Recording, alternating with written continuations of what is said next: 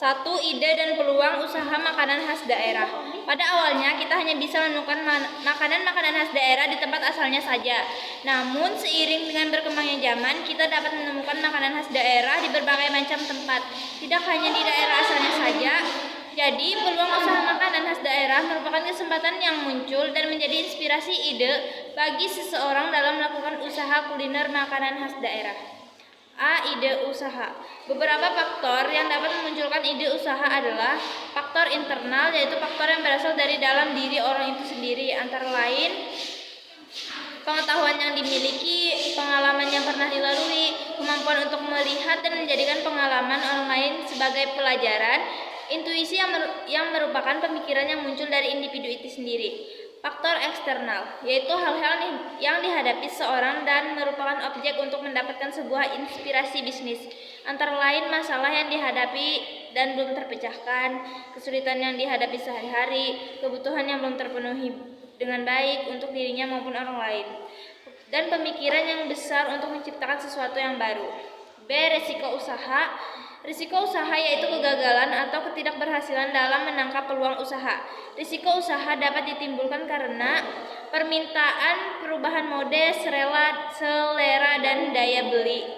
2. Perubahan konjungtur, perubahan kondisi perekonomian yang surut. 3. Persaingan. 4. Akibat lain seperti bencana alam, perubahan aturan, perubahan teknologi, dan lain-lain. Namun, sesungguhnya ada beberapa unsur yang dapat dilakukan dalam mengurangi risiko usaha, yaitu adanya kesadaran dalam kemampuan mengolah usaha, peluang dan kekuatan perusahaan. 2. Adanya keinginan untuk berprestasi, dorongan berinisiatif, dan motivasi untuk melaksanakan strategi usaha. 3. Adanya kemampuan merencanakan strategi untuk mewujudkan perubahan di lingkungan dalam usahanya, di dalam lingkungan usahanya. 4. Adanya kreativitas dan inovatif dalam menerapkan cara mengolah modal usaha untuk memperoleh keuntungan.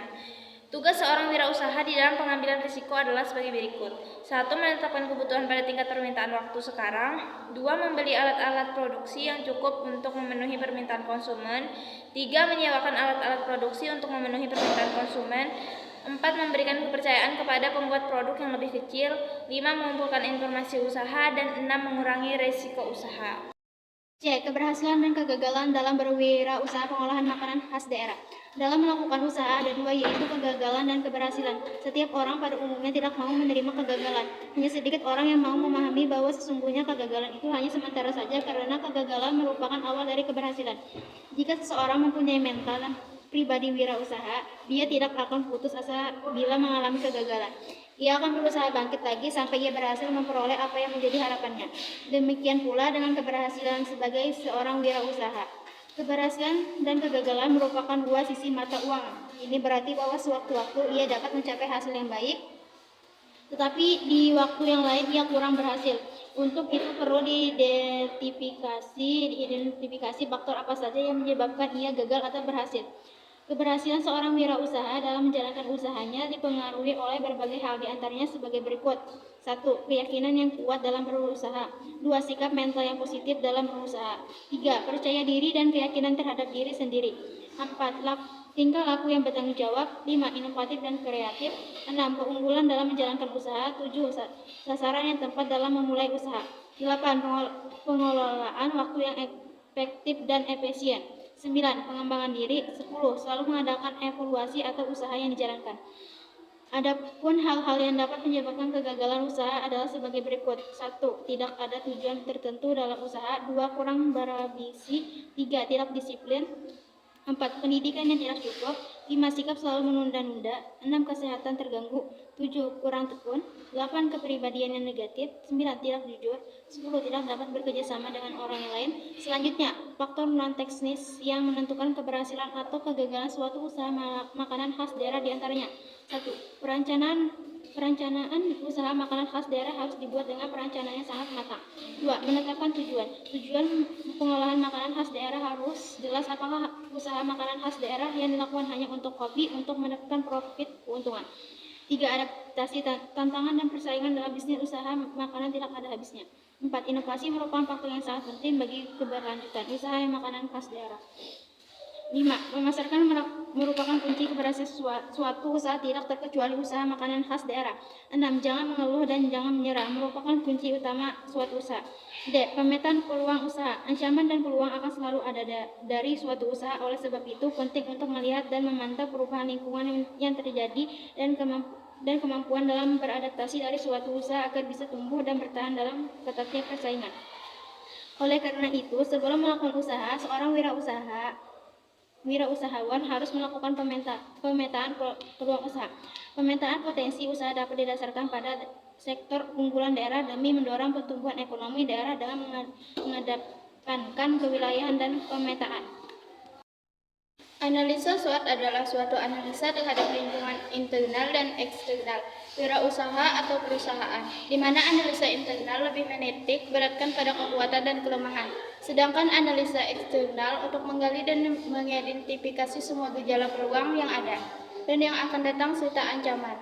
Dari adanya kemungkinan adanya pesaing atau calon pesaing, contoh analisis SWOT pada makanan khas daerah, rendang merupakan salah satu jenis makanan yang diminati oleh hampir seluruh lapisan masyarakat sehingga peluang usaha sangat terbuka bagi para pelaku.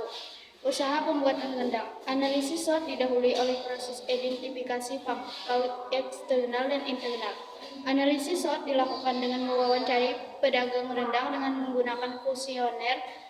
Hal-hal yang perlu diwawancari seperti aspek sosial, ekonomi, dan teknik pembuatan rendang untuk mengidentifikasi faktor internal dan eksternal yang mempengaruhi keberhasilan usaha. Hasil contoh studi kasus analisis SWOT untuk usaha pembuatan rendang sebagai berikut.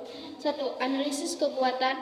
A. Rendang merupakan salah satu jenis makanan yang disukai seluruh lapisan masyarakat Indonesia. B. Harga jual bersaing. C. Bahan-bahan yang pembuatan rendang mudah dicari. Hal yang perlu dilakukan setelah analisis. A. Merupakan pertahanan kualitas rasa, jangan sampai berubah. B. Usahakan terus untuk mempertahankan harga. C. Semakin menonjolkan keunggulan rendang yang akan dipasarkan. 2. Analisis kelemahan. A. Harga bahan-bahan sering tidak stabil. B. Daging sapi seringkali dicampur dengan jenis daging lain. Hal yang perlu dilakukan setelah analisis. A. Tonjolkan pada bentuk rasa sehingga walaupun porsinya tidak besar. B. Telitilah dalam membeli daging. 3. Analisis kesempatan. A. Dapat melayani pesanan pesta atau catering. B. Dapat membuka warung makan atau restoran. Hal yang dapat dilakukan setelah analisis. A. Menyiapkan dan mulai menawarkan rendang pada pelanggan. B. Mulai membuat rencana untuk membuka warung atau rumah makan. 3. Analisis ancaman. A. Semakin banyak pesaing muncul. B. Kemungkinan harga pesaing lebih murah dari harga yang kita tawarkan. Hal yang dapat dilakukan setelah analisis. A. Menjadi kualitas rendang. B. Jangan terlalu cepat menaikkan harga jual ketika harga bahan baku daging sedang naik di pasaran. Hasil studi analisis SWOT untuk usaha pembuatan rendang diurutkan berdasarkan tingkat nilai tertinggi. Analisis SWOT berupa hasil perhitungan nilai timbang faktor internal dan eksternal. Dan setelah dilakukan analisis SWOT menunjukkan bahwa usaha pembuatan rendang memiliki peluang yang lebih besar dibanding dengan ancaman. Strategi dapat diterapkan yaitu sebagai berikut. 1. Memanfaatkan sumber daya manusia secara optimal untuk meningkatkan kualitas makanan sehingga memenuhi kebutuhan dan selera pembeli. 2. Meningkatkan kualitas rasa dan tampilan pengemasan. 2. Sumber daya yang dibutuhkan dalam usaha makanan khas daerah. Indonesia adalah negara yang memiliki kekayaan kuliner sangat luar biasa baik, ragam maupun cita rasanya. Hampir semua daerah di Indonesia memiliki makanan khas. Makanan khas daerah tersebut menggunakan bahan pangan nabati dan hewani yang menjadi potensi dan unggulan daerah. Beberapa daerah bahkan memiliki lebih dari satu makanan khas. Sebagai contoh, Jawa Barat dengan bahan baku utama singkong diolah makanan yang menjadi makanan khas daerah berupa tape, suwir atau dodol tape, roll tape, dan juga brownies tape. Rasanya pun sangat variatif. Hal itu menunjukkan bahwa usaha makanan khas daerah memanfaatkan sumber daya alam. Namun, untuk membuat sebuah produk makanan khas daerah, bukan hanya sumber daya alam saja yang dibutuhkan. Sumber daya yang dibutuhkan untuk membuat usaha makanan khas daerah adalah A. Atau manusia.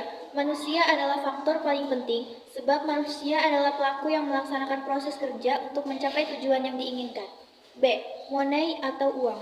Uang dibutuhkan untuk biaya semua kebutuhan yang diperlukan selama proses produksi, seperti untuk membiayai pembelian bahan baku yang akan diolah, perawatan mesin produk, dan menggaji para karyawan. C. Material atau bahan.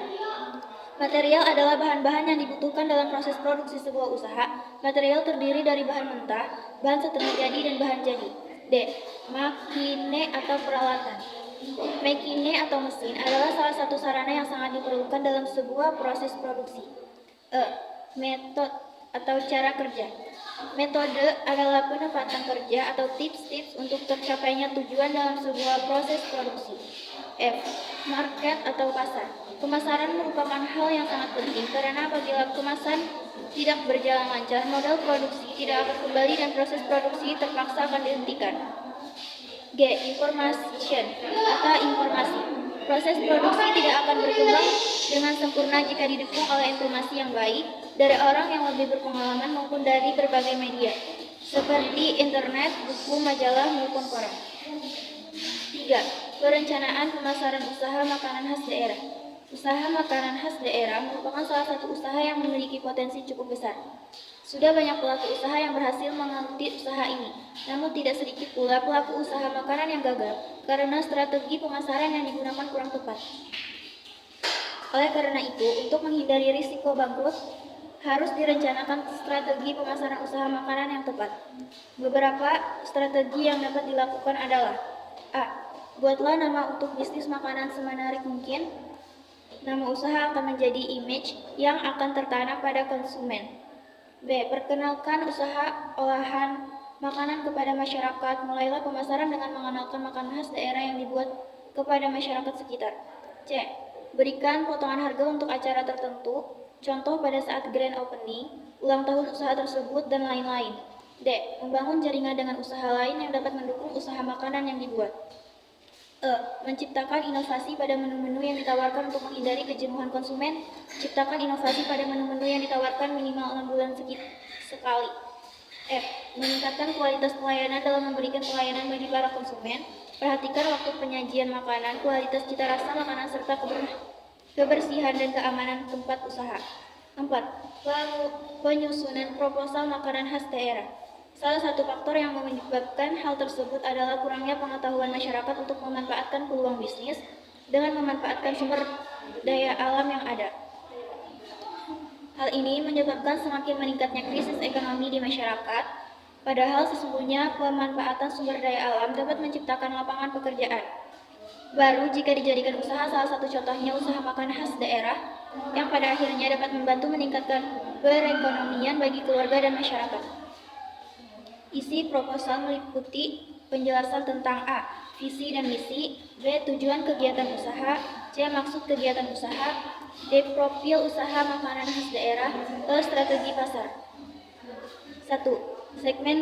Segmenting. Segmenting pasar adalah dengan menjadikan pembeli sebagai target yang akan dicapai.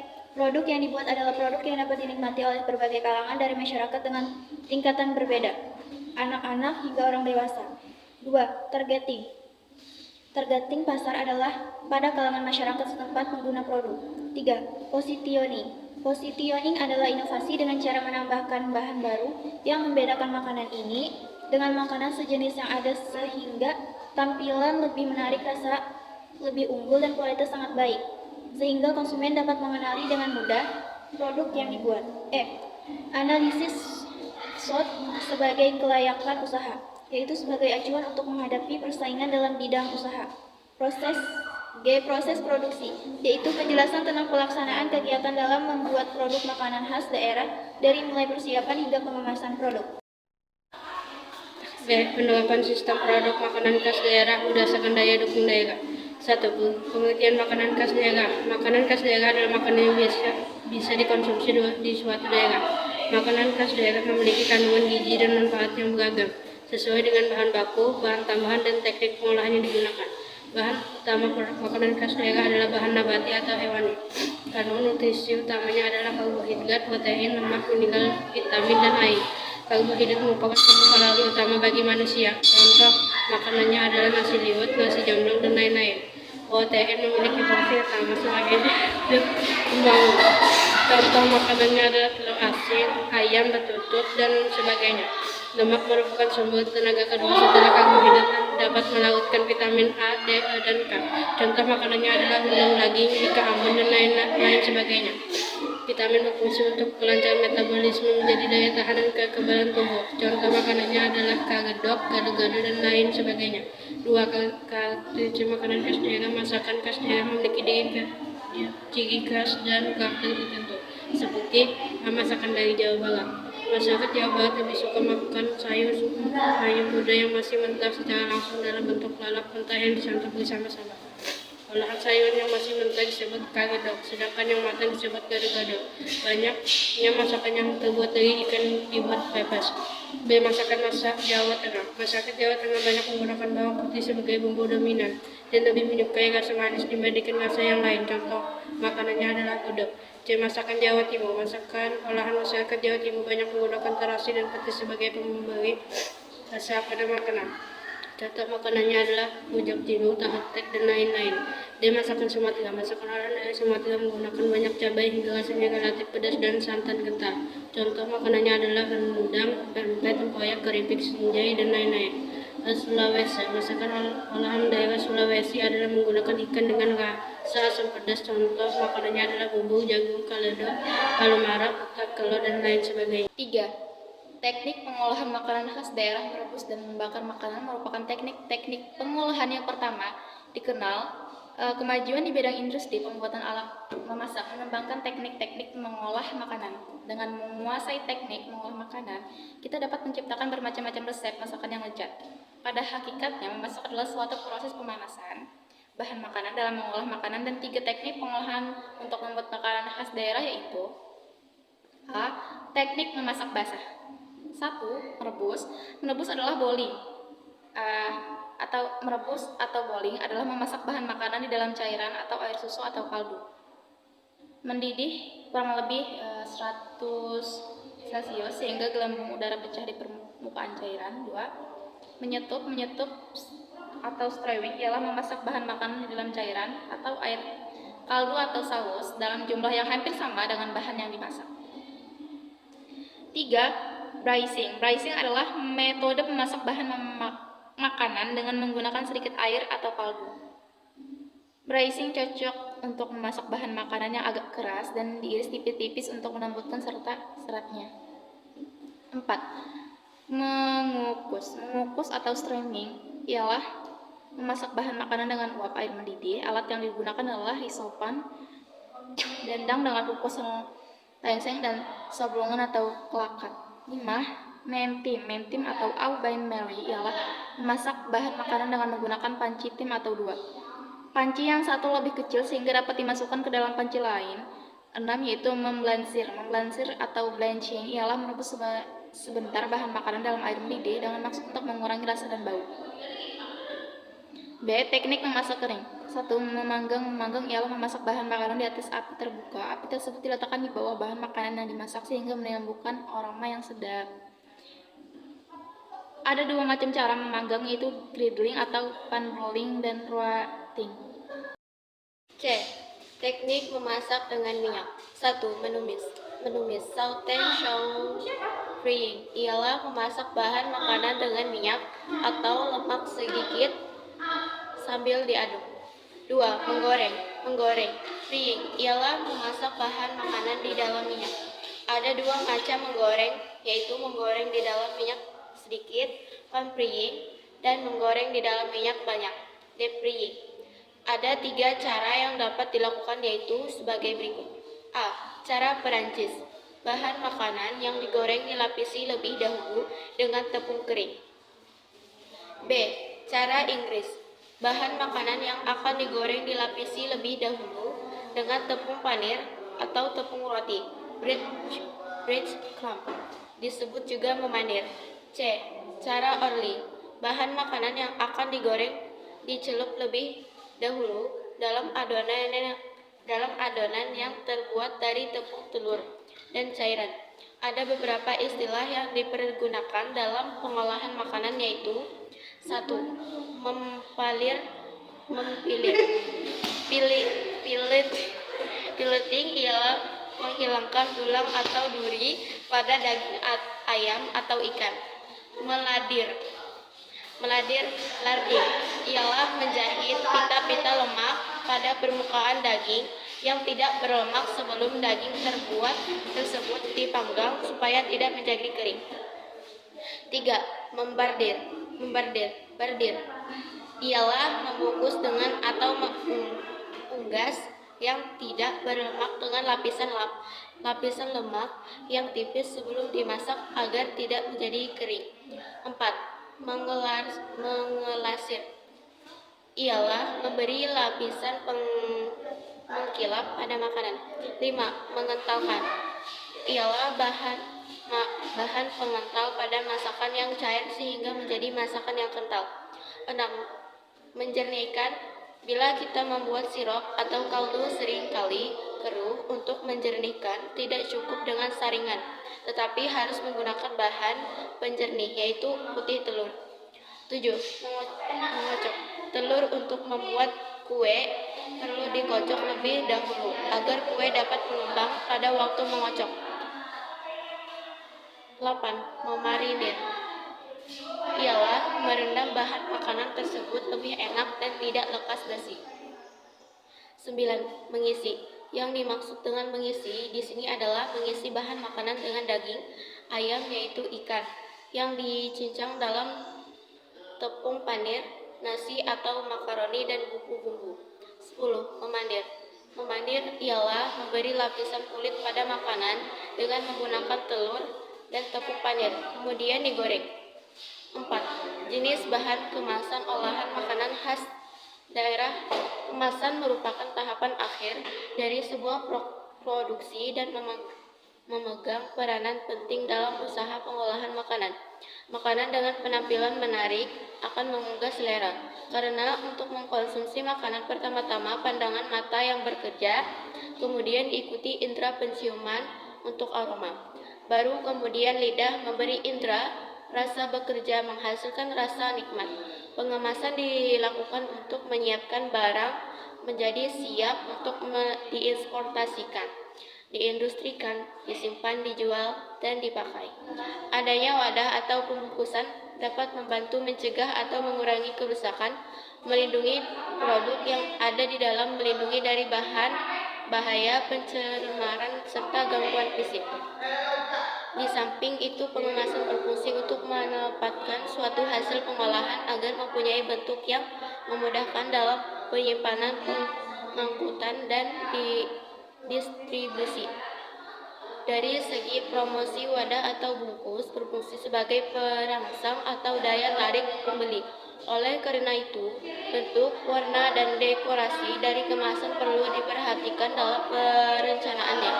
Kriteria tertentu juga harus diperhatikan dalam pemilihan wadah, penyajian, atau pengemasan, yaitu antara lain: 1. Bahan kemasan atau wadah penyajian mampu melindungi isinya dari berbagai risiko dari luar.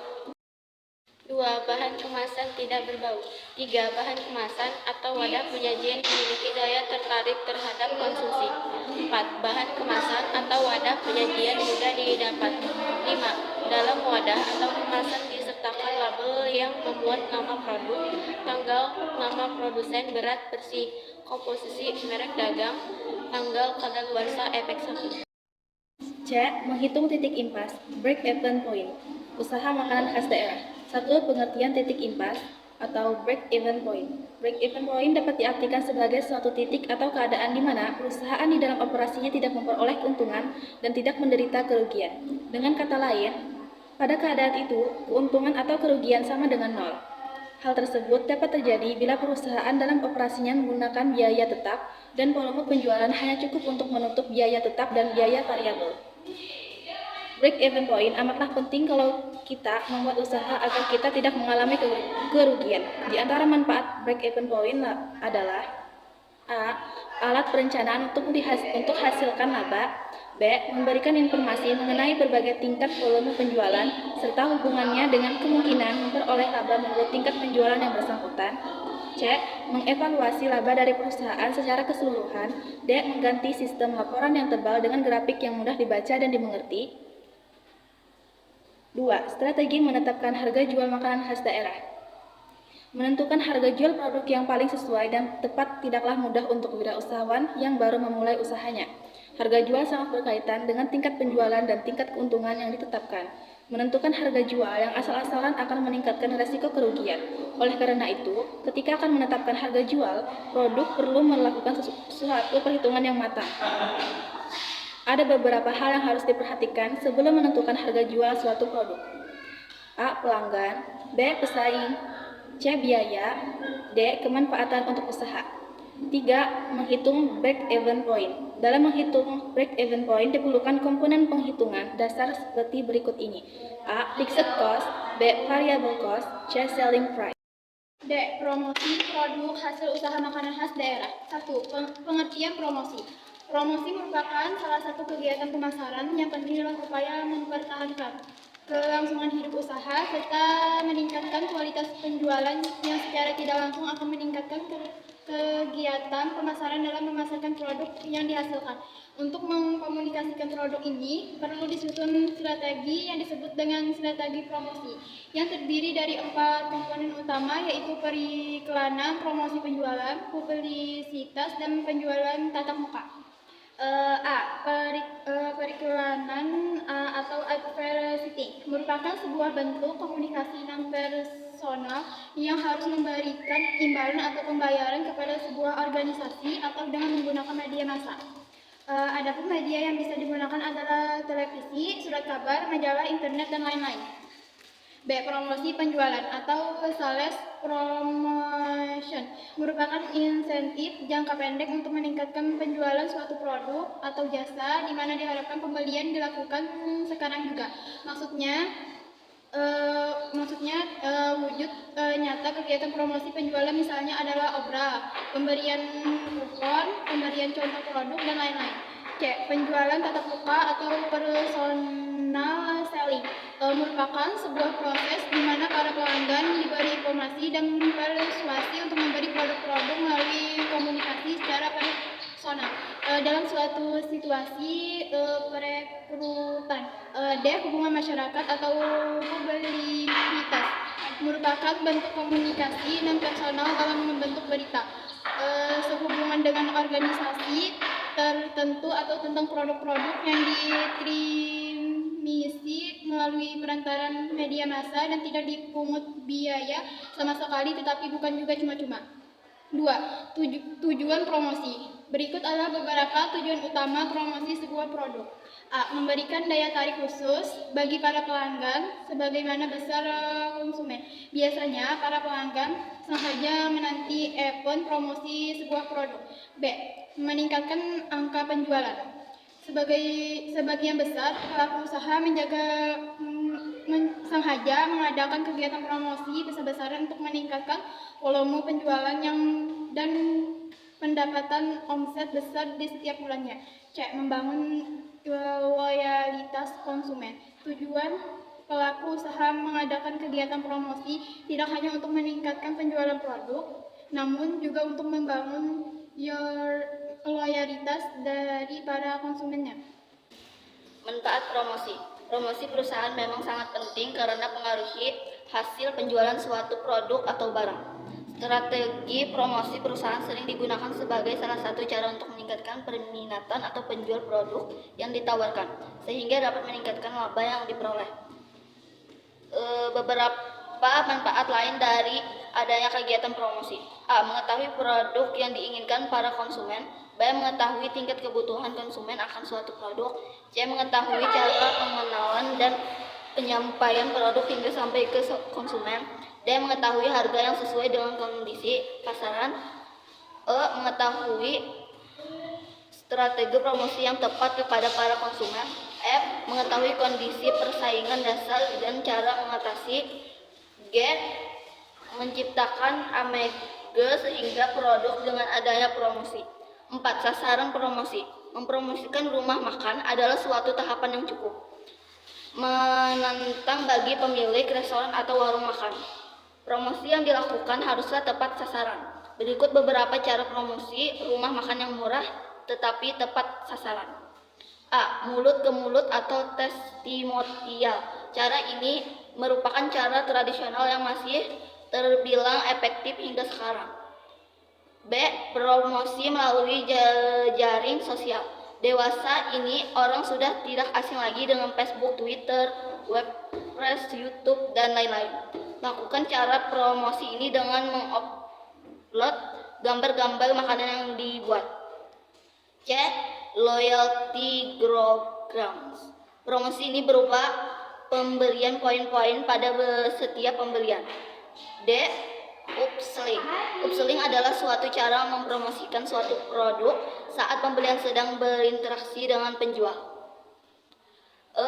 Mengadakan suatu acara. Acara seperti lomba memasak, kursus memasak secara gratis, acara ulang tahun atau acara anak lainnya. F. Email dan mobil marketing. Mintalah alamat email atau nomor handphone pembeli jika ada, untuk memberikan berita terbaru tentang makanan yang dibuat kepada pembeli. Tetapi jangan lupa untuk menanyakan kepada pembeli apakah mereka bersedia untuk dihubungi melalui email atau SMS jika terdapat promosi yang di rumah makan. Karena ada juga pembelian yang sering menjadi tanggung jawab untuk menerima promosi-promosi seperti ini. G. Vlog dan video. Buatlah vlog tentang rumah makan Anda melalui vlog gratis seperti WordPress atau Blogger agar rumah makan yang kita miliki bisa diketahui oleh masyarakat lebih luas. H. Stiker promosi di tempat-tempat menunggu. Stiker kecil tentang restoran bisa disebut dengan ditempelkan di tempat-tempat umum, terutama tempat di mana banyak orang menunggu dan antri seperti toilet, halte, dan angkutan kota. 5. Teknik promosi. Beberapa teknik promosi yang dapat dilakukan adalah A. Memberikan kupon. Teknik ini dilakukan dengan memberikan sertifikat yang diberikan hak pada pemegangnya, dicetak untuk pembelian produk tertentu. B. Price of the atau diskon, potongan harga. Teknik ini dilakukan dengan memberikan potongan harga langsung di tempat pembelian, biasanya potongan harga sekitar dari 10% sampai 25%. C. Premium and advertising promosi spesial. Teknik dilakukan dengan memberikan barang dengan biaya yang relatif rendah atau gratis sebagai insentif untuk membeli produk tertentu. D. Konteks dan undian. Teknik promosi yang dilakukan dengan memberikan hadiah berupa tawaran kesempatan untuk memenangkan uang tunai, perjalanan atau barang-barang karena membeli sesuatu. E. Sampling and treat of. Pembelian contoh produk merupakan teknik promosi dengan memberikan penawaran gratis untuk sejumlah produk atau jasa. Pembelian simpel atau cara yang paling efektif dan paling mahal untuk memperkenalkan suatu produk baru. 1. Yang kedua, sampling, yaitu pembelian contoh produk di dalam toko. Door to door. Sampling yaitu pembelian contoh produk dengan mendatangi konsumen satu persatu. Teknik ini lumayan mahal karena besar biaya tenaga kerja. Karena dapat efektif juga, pemasaran mempunyai informasi lokal yang sesuai dengan segmentasi dan target yang akan dicapai pada area geografi tertentu.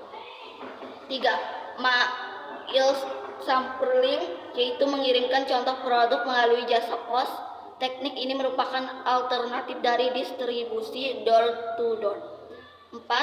No paper sampling, yaitu pengiriman contoh produk melalui surat kabar. 5. On package sampling, yaitu teknik di mana contoh barang disisipkan pada kemasan produk lain. Sangat berguna untuk brand tertentu, contohnya pembelian makanan utama berhadiah es krim. 6. Mobil sampling, yaitu membawa keluar logo untuk menghiasi mall, atraksi, eceng raya, dan pusat pembelanjaan. 7. Brand produk. Placement adalah teknik promosi untuk mencapai pasar dengan memasukkan produk pada sebuah acara televisi. 8. Rebates atau rabat atau tawaran pembelian tunai, yaitu pemberian pengurangan harga setelah pembelian terjadi. 9.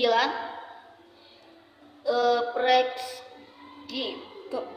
Promos yaitu teknik promosi yang mengarah kepada program-program yang berkelanjutan, seperti menawarkan konsumen diskon atau hadiah produk gratis yang dicapai terjadi mengulangan dalam pembelian atau langganan dari merek atau perusahaan yang sama. 10. Event sponsorship, yaitu menjadi sponsor pada suatu event besar yang banyak didatangi oleh konsumen. Laporan kegiatan usaha makanan khas daerah. 1. Pengertian laporan kegiatan usaha makanan khas daerah. Laporan adalah segala sesuatu, baik itu peristiwa ataupun kegiatan yang dilaporkan dan dapat berbentuk lisan ataupun tertulis. Berdasarkan fakta atau peristiwa yang terjadi, laporan memiliki berbagai jenis seperti laporan perjalanan dan laporan penelitian. Laporan kegiatan makanan khas daerah dibuat dalam bentuk proposal yang bermanfaat sebagai berikut. A. Membantu wirausaha untuk mengembangkan usaha dan menguji strategi dan hasil yang diharapkan dari sudut pandang pihak lain. B. Membantu wirausaha untuk berpikir kritis dan objektif atas bidang usaha yang akan dijalankan. C. Sebagai alat komunikasi dalam memaparkan dan meyakinkan gagasan kepada pihak lain. D. Membantu meningkatkan keberhasilan para wirausaha. D. Menganalisis laporan kegiatan usaha makanan khas daerah. Laporan adalah alat pemberitahuan atau pertanggungjawaban dari suatu tim kerja yang disusun secara lengkap, sistematis, dan kronologis. Laporan merupakan suatu keterangan mengenai suatu peristiwa atau perihal yang ditulis berdasarkan berbagai data, fakta, dan keterangan yang melingkupi peristiwa atau perihal tersebut. Hal yang dianalisis dalam laporan dapat meliputi isi peristiwa, kronologi waktu, kelengkapan data, kebahasaan, dan bentuk laporan. Dalam menganalisis laporan yang perlu diperhatikan ialah hal-hal berikut ini. A. Menyimak laporan dengan seksama. B. Memahami isi laporan dari bentuk isi maupun kebahasaan. C. Menguraikan secara detail atau rinci pokok isi laporan. 3. Membuat laporan kegiatan usaha makanan khas daerah. Laporan kegiatan usaha merupakan dokumen tertulis yang disiapkan oleh wirausahawan untuk mengembangkan semua unsur yang relevan sehingga orang luas tertarik untuk menjalin kerjasama. Sebuah laporan harus memiliki format yang baik dan benar, harus mengandung beberapa sifat berikut ini. A. Mengandung imajinasi. B. Laporan harus sempurna dan lengkap. C. Laporan harus disajikan secara menarik.